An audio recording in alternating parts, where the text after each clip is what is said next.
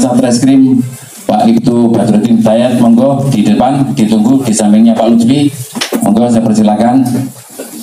Saya belum memperkenalkan salah satu sahabat saya, Mas Andi Purnama, pengamat kebijakan publik sekaligus staf ahli komisi di DPRD Kabupaten Banyuwangi. Kemudian juga beliau konsultan pembangunan, ya insya Allah sambil promosi ini ya. Beliau vokal, tapi sekarang rotok-rotok tidak vokal, gitu Pak dia. Di dalam lingkungan legislatif tidak boleh vokal-vokal banget ini, harus menyesuaikan ya Pak Lutfi ya. Masuk katanya Pak Lutfi ya. Nah itu ya. Oke. Kemudian kita bagi berikutnya kepada Pak Cahyadi Sugianto dari Konghucu. Jadi bagaimana pandangannya terkait dengan peran tokoh agama dalam menjaga kondusivitas di masing-masing komunitasnya, dan juga barangkali ada yang ditambahkan sebagian yang saya sampaikan tadi, mungkin nyenggol sedikit perkembangan media sosial yang sering menjadi pemicu terjadinya konflik, satu misal. Monggo saya persilakan. Terima kasih Bapak Ampol, Bapak Hakim selaku narasumber, Bapak Hakim, Bapak Ketua MUI, juga Ketua FKUB serta jajarannya, Bapak Ibu tokoh agama yang hadir. Mohon izin, terima kasih atas waktu yang diberikan kepada saya mewakili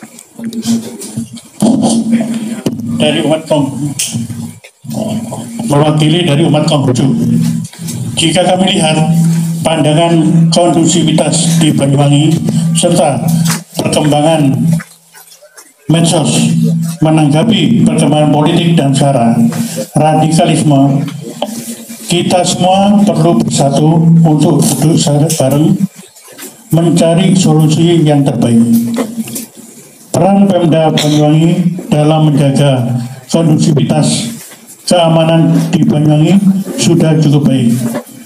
Mohon izin, selama ini jika menurut sudut pandang kami, apa yang telah ditabur oleh pemerintah pasti akan menuai hasilnya.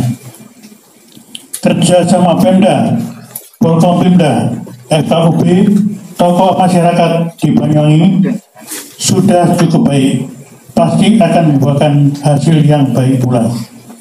Saya sepaham dengan apa yang telah disampaikan oleh rekan-rekan sebelumnya untuk mencegah dan menjauhi radikalisme dan sara.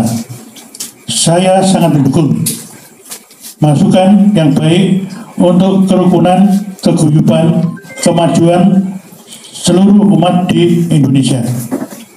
Memang jika kita lihat rangkuman kondusivitas Banyuwangi kurun waktu awal tahun hingga Natal dan menjelang tahun baru yang akan datang, saat ini masyarakat Banyuwangi cukup baik.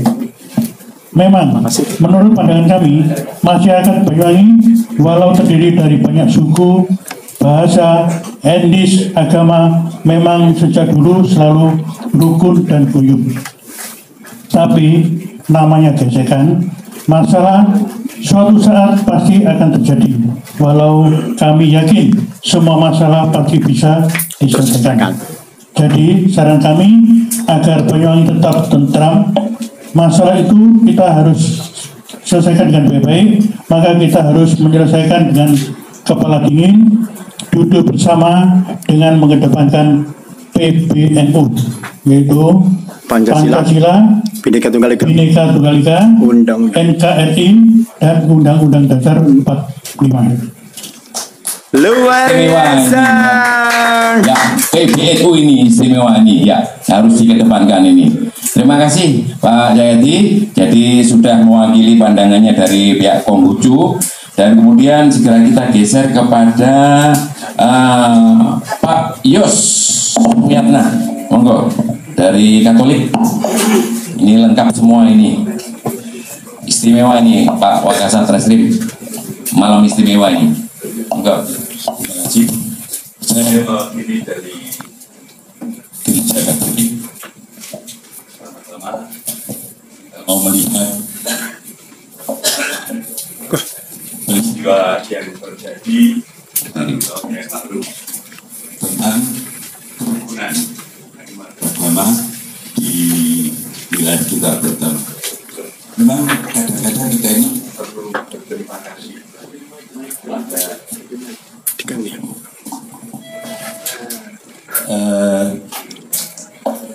kadang kita perlu berterima kasih. Jadi pada COVID yang baru saja kita lalui dan sekarang sudah mulai melandai, karena COVID itu mempersatukan.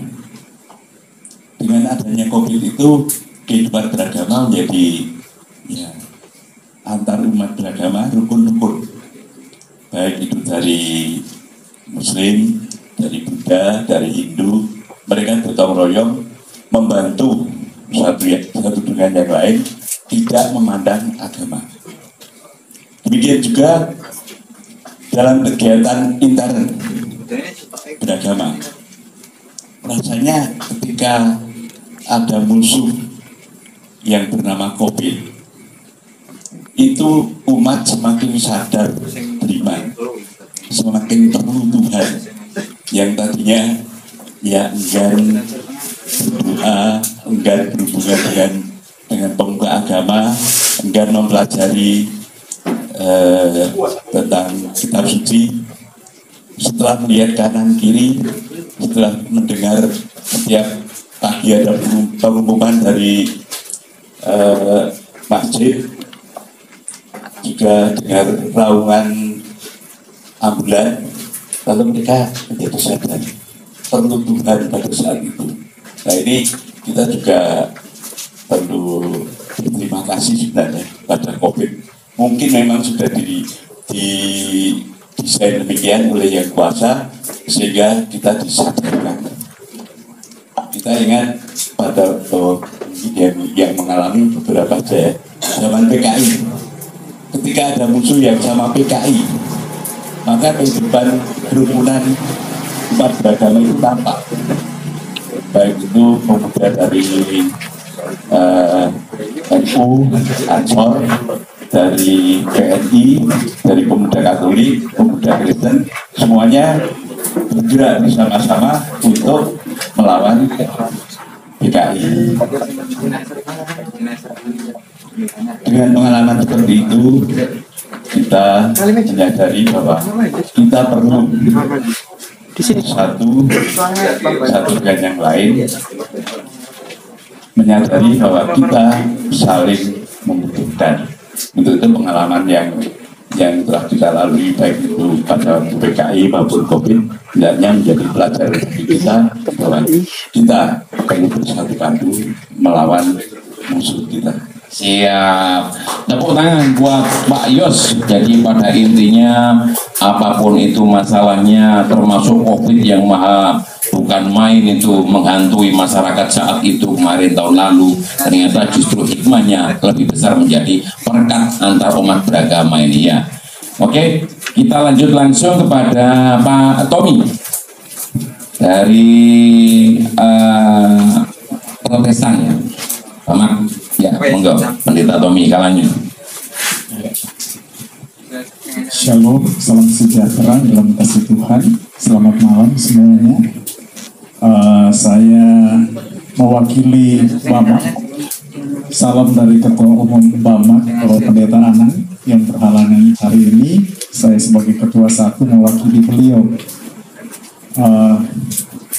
Saya berterima kasih ada di tengah-tengah forum yang sangat baik dan berbahagia malam hari ini, di mana berkumpul tokoh-tokoh agama, tokoh masyarakat, ya, dari pihak pemerintah yang diwakili oleh Pak Lutfi, ya, kemudian dari Kemenak dan orang tua kita di Banyuwangi, ini Bapak Kiai Yamin, ya. Jika kita melihat 1 tahun yang berjalan ini, yang kita evaluasikan yang sejak awal 2022 Januari sampai akhir 2022 tentunya di bulan Desember ini yang akan berakhir. tidak lepas dari kalau kita flashback melihat ke belakang 2017 kita bersyukur Banyuwangi waktu itu masih dipimpin oleh Bapak Haji Samsul Aswar Anas telah mendapatkan Harmony Award, ya.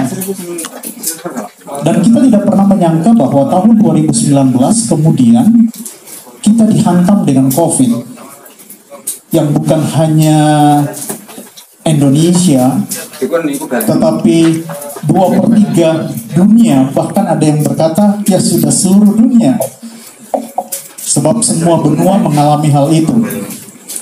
Nah, secara khusus untuk Banyuwangi, Harmony Award yang telah diterima tersebut itu sesuatu yang sangat luar biasa, menunjukkan bahwa di antara sekian ratus kabupaten kota yang ada di Indonesia, Banyuwangi bisa terpilih dengan menerima penghargaan ini, yang tentunya kita tahu bersama bahwa isinya menunjukkan keberbedaan, keberagaman agama yang ada di Banyuwangi ini justru mendapat apresiasi yang luar biasa dengan tingkat toleransi yang tinggi satu dengan yang lain. Nah, ketika dihantam dengan COVID, nah ini modal yang sungguh sangat luar biasa. Tadi diwakili oleh rekan kami, ya, Pak Yos, melihat COVID dari perspektif yang itu seperti mendatangkan berkah, walaupun tanda kutip ya, sebab secara keseluruhan bahwa itu bagi kebanyakan kita mendatangkan malapetaka mungkin ya, sesuatu yang menakutkan. Tetapi perspektif dari Pak Yos tadi melihat sisi positif ya, sehingga antar umat beragama sendiri dengan hantaman COVID itu semakin bekerja sama, semakin saling mendukung, saling mensupport. Karena itulah ya saya katakan modal Harmony Award itu membuat COVID ini bisa dilewati oleh setiap agama yang ada di Banyuwangi ini untuk saling bahu-membahu, saling mendukung satu dengan yang lain.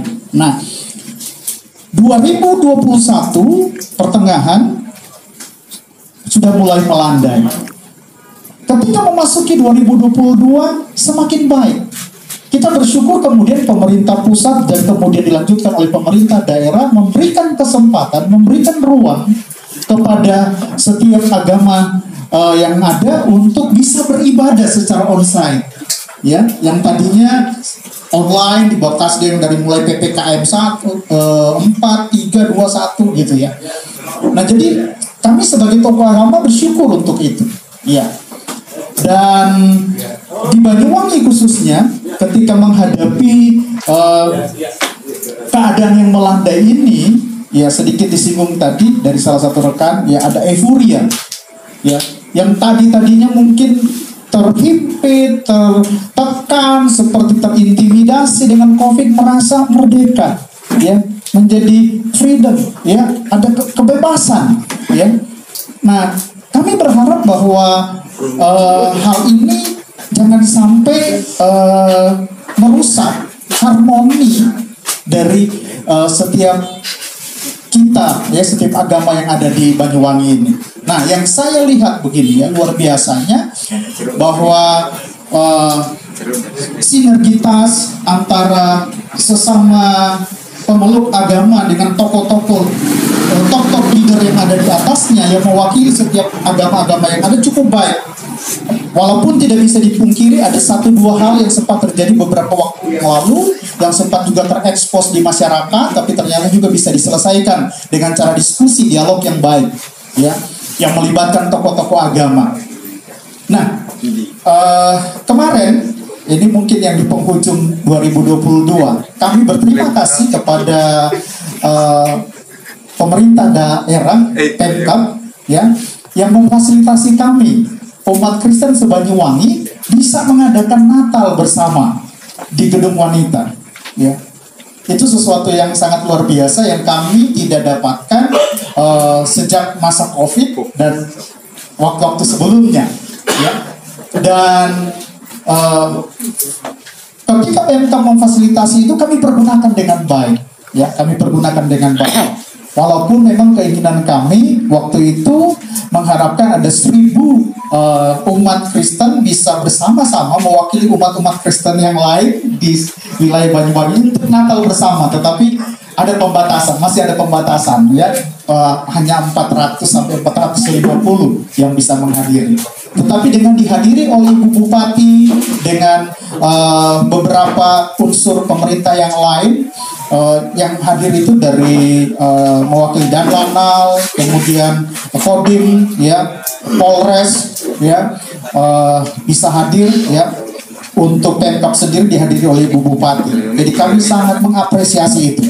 Dan sekali lagi, ya, untuk mendapatkan Harmony Award itu sesuatu yang saya katakan, ya maaf, mungkin semua wilayah di Indonesia berusaha untuk mendapatkan itu dan bisa mendapatkan. Tapi untuk mempertahankannya, untuk membangun yang lebih baik, itu yang kami rindukan.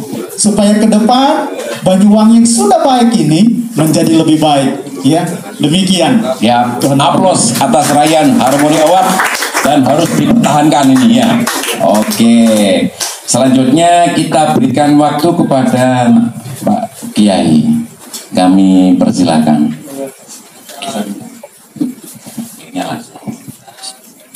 Assalamualaikum warahmatullahi wabarakatuh. Selamat malam, salam sejahtera untuk kita semua. Yang kami hormati Bapak Moderator yang memfasilitasi kita bertemu malam ini untuk merefleksi keadaan kita, masyarakat Banyuwangi khususnya. Semoga ini punya manfaat. Yang kami hormati Bapak Lutfi